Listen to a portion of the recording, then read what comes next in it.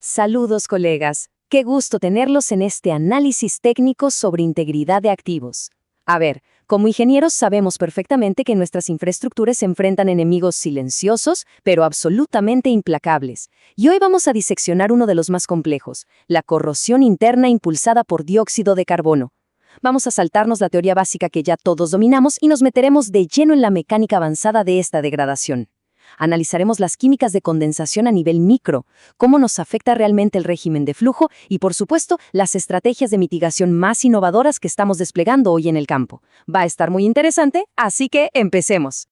Para que vayamos todos en la misma sintonía, nuestra hoja de ruta es la siguiente. Primero revisaremos el desafío de la corrosión a nivel macro. Luego pasaremos a los mecanismos en sistemas casi secos, el impacto del régimen de flujo y la dinámica de la capa de carbonato de hierro. Después, abordaremos el dolor de cabeza que es la corrosión en la bóveda, o TLC, para finalmente cerrar con las tecnologías actuales de mitigación. Bien, entremos en materia. Sección 1. El desafío de la corrosión. Para dimensionar correctamente las estrategias de mitigación que vamos a discutir, tenemos que ser muy honestos sobre la realidad operativa que estamos enfrentando. Y francamente, los datos no dejan margen para la complacencia. Si revisamos las estadísticas recientes de incidentes en gasoductos, vemos que 112 fallas operativas se originaron directamente por corrosión interna. Estamos hablando de un 12% del total de incidentes críticos. ¡Ojo! Estas no son fallas por retroexcavadoras que golpean el tubo o por defectos de soldadura. Son líneas de transmisión devoradas desde adentro. Todo impulsado por esa interacción letal entre el CO2 disuelto y el agua, lo cual nos cuesta literalmente miles de millones y eleva el riesgo a niveles inaceptables. Sigamos avanzando. Sección 2. Mecanismos en sistemas casi secos. Históricamente, muchos de nuestros modelos de predicción de riesgo se han basado en una premisa bastante cómoda. La idea de que necesitamos una fase continua de agua, un buen charco, para que la corrosión sea una amenaza seria. Bueno, hoy vamos a desafiar esa suposición clásica. La electroquímica que ocurre aquí no necesita agua a granel. De hecho, en sistemas con un corte de agua extremadamente bajo, unas simples micropelículas de humedad que se adhieren a la pared del ducto son más que suficientes. El CO2 se disuelve en esa capa subvisible, baja drásticamente el pH y desencadena una provisión constante de iones de hidrógeno. Esto inicia el ataque anódico sobre el acero, y lo peor de todo es que ocurre sin que los sensores de humedad, a granel en la línea, registren absolutamente ninguna alarma. Ahora, entender esto nos lleva a diferenciar dos formas en las que esa humedad moja la superficie interna. Por un lado tenemos la humectación por película, que es, digamos, predecible. Genera un adelgazamiento uniforme de la pared. Pero el verdadero asesino silencioso en nuestras líneas supuestamente secas es la humectación por gotas. Imagínense esto, gotas intermitentes que concentran todas las reacciones electroquímicas en áreas minúsculas, rodeadas de metal seco. Esto crea microentornos increíblemente agresivos que perforan el ducto mediante pitting o picaduras, a una velocidad muchísimo mayor de lo que lo haría una corrosión generalizada. Es una perforación focalizada y letal. Vamos a la sección 3, impacto del régimen de flujo. Si ya tenemos claro el caos a nivel químico, ahora debemos sumar la fuerza bruta de la operación, la hidrodinámica. En campo, un flujo estratificado es moderado y lo podemos controlar, pero fíjense bien en lo que sucede cuando pasamos a un régimen de neblina o de tipo tapón, el famoso slug flow. En el flujo de neblina, vamos a altas velocidades y el agua viaja como un aerosol, depositando esas gotas destructivas que acabamos de mencionar. Justo aquí es donde los modelos tradicionales se quedan cortos y terminan subestimando gravemente cuánto metal estamos perdiendo por picadura. Y si hablamos de destrucción física pura y dura, el flujo tipo tapón se lleva el premio. La alternancia violenta entre baches de líquido y gas crea unas fuerzas de corte pulsantes enormes. Es un golpeteo mecánico constante contra la pared del ducto que literalmente arranca cualquier capa protectora que el sistema intente formar de manera natural. Sin esa costra de protección, el acero queda desnudo y expuesto al electrolito ácido una y otra vez.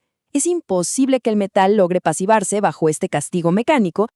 Y hablando de capas protectoras, entremos a la sección 4, dinámica de la capa de FeCO3. Todo este concepto de la autoprotección del ducto gira en torno a un elemento estrella en la corrosión por CO2, el carbonato de hierro, también conocido en metalurgia como siderita. Este es nuestro gran punto de inflexión. Al observar su estructura a nivel microscópico, se aprecia brillantemente cómo forma una barrera cristalina y densa. Cuando logramos las condiciones termodinámicas correctas, ya saben, hierro disponible, pH un poco más alto, temperatura adecuada, estos cristales precipitan y si se adhieren bien, aíslan casi por completo al acero del entorno corrosivo. Es nuestro escudo natural. Pero seamos realistas, no todo es miel sobre hojuelas. Esta barrera de carbonato de hierro es muy caprichosa. Sí, un aumento de temperatura ayuda a que se forme más rápido, pero el gran talón de Aquiles aquí son las condiciones transitorias. Si la presión de CO2 fluctúa, o si tenemos paradas y arranques continuos, esta costra se puede disolver o desprender. Y en zonas de alta turbulencia, como codos o reductores, la fuerza del flujo se lleva la capa. El tiempo crítico que tarda en volver a formarse, ese famoso retraso de repasivación, es exactamente el momento donde el ducto queda vulnerable y se corroe a tasas alarmantes. Pasemos a la sección 5. Y prepárense porque este es uno de nuestros mayores dolores de cabeza, la corrosión en la bóveda, o TLC. Si aplicamos todo lo que hemos visto sobre condensación y dinámica de fluidos al gas húmedo estratificado, llegamos a la pesadilla logística por excelencia, la corrosión en la parte superior del tubo, la bóveda. A diferencia del fondo de la línea, donde podemos simplemente inyectar un inhibidor líquido y listo, proteger la bóveda requiere magia en fase gaseosa. El vapor caliente arrastra los ácidos hacia el techo más frío del ducto, y allí condensa formando gotas de ácido carbónico puro. ¿Y adivinen qué? Los inhibidores líquidos convencionales y hasta las herramientas de limpieza o pigging apenas rozan esa parte superior de manera efectiva. Cuando analizamos qué detona la agresividad de esta corrosión, vemos que la clave absoluta es la tasa de condensación de agua y la transferencia de calor.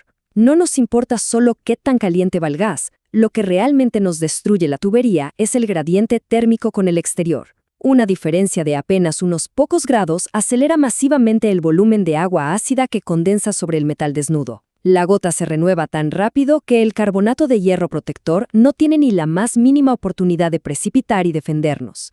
Y para complicar más la química en esa zona superior, a menudo tenemos ácidos orgánicos volátiles viajando en el gas, como el ácido acético. El ácido acético es fascinante porque es un arma de doble filo. Investigaciones recientes demuestran que a temperaturas bajas puede formar una película de acetato ferroso que frena un poco la corrosión. Nada mal, ¿verdad? Pero cuidado. Si la temperatura sube, se transforma en un agente agresivo que desplome el pH de esa gota condensada y cataliza picaduras profundas a una velocidad aterradora. Bien, ya vimos el problema. Sección 6. Tecnologías actuales de mitigación. ¿Qué estamos haciendo al respecto? Como industria no nos hemos quedado de brazos cruzados ante estos retos tan severos de condensación y altos esfuerzos de corte. La evolución de nuestras defensas es clara.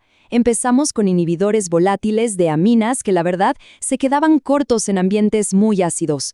De ahí saltamos a recubrimientos poliméricos, como los epóxicos, que aíslan genial pero terminan delaminándose si hay mucha turbulencia o arena.